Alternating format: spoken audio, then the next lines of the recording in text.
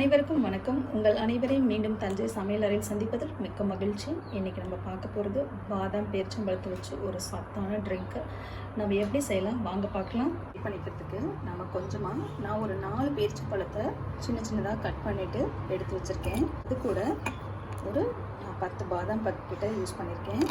இது ரெண்டையும் நல்லா கிரைண்ட் பண்ணிட்டு வந்துடுவோம் ஃபைனாக.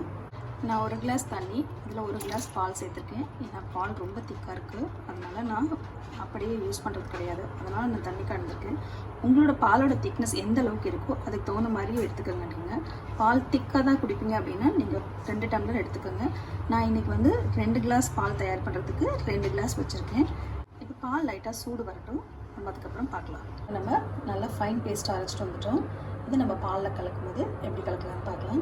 இப்போ நம்மளோட பால் கொதிக்கிற ஸ்டேஜில் இருக்குது. இந்த ஸ்டேஜில் நம்ம என்ன பண்ணலான்னா, நம்ம அரைச்சி வச்சுருக்க பேஸ்ட்டை இதில் மிக்ஸ் பண்ணிடலாம். கொஞ்சம் கொஞ்சமாக சேர்த்து நல்லா கொஞ்ச நாள் கிண்டிகிட்டே இருங்க. பாருங்கள், இப்போ நல்லா நம்ம பாலில் எல்லாத்தையுமே கலந்துட்டோம்.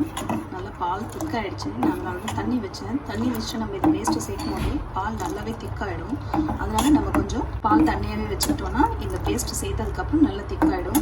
இது கொஞ்சம் நல்லா கொதிக்கட்டும். அந்த ரா ஸ்மெல்லாம் இதில் போயிடும் கொதிக்கும் போது. ஸோ பால் கொதிச்சதுக்கப்புறம் நம்ம கொஞ்சமாக ஏலக்காய் தூளும் சர்க்கரையும் சேர்த்துக்கலாம். ஆனால் நம்ம சர்க்கரை இதில் பார்த்து சேர்த்துக்கணும். ஏன்னா நம்ம பேரிச்சம்பழம் சேர்த்துக்கிறதுனால கொஞ்சம் பாலில் ஸ்வீட்னஸ் இருக்கும்.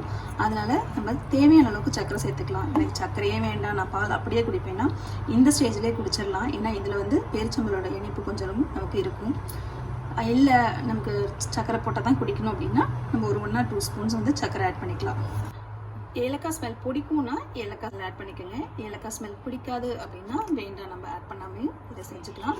ஆனால் கொஞ்சம் ஏலக்காய் போட்டுட்டால் நல்லா ஃப்ளேவராக இருக்கும். அதனால நான் கொஞ்சமாக ஏலக்காய் தூள் போட்டிருக்கேன். இப்போ நம்ம பால் நல்லா கொதிச்சுட்டு இருக்கு. நல்லா ஒரு ஃப்ளேவர், நல்ல ஒரு வாசனை வருது பால்லேருந்து. நம்ம 2 ஸ்பூன் சர்க்கரை இதில் ஆட் பண்ணிக்குவோம்.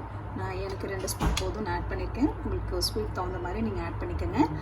ரொம்ப நல்லாயிருக்கும், ரொம்ப ஹெல்த்தியாக இருக்கும் இந்த பால் குடிக்கிறதுக்கு. இது ரொம்ப சத்தான ஒரு பால். ஏன்னா நமக்கு காலையில் ஸ்கூலுக்கு 7 மணிக்கெலாம் குழந்தைங்க ஆட்டோ, ரிக்ஷா, பஸ்ஸுன்னு எடுத்துடுறாங்க.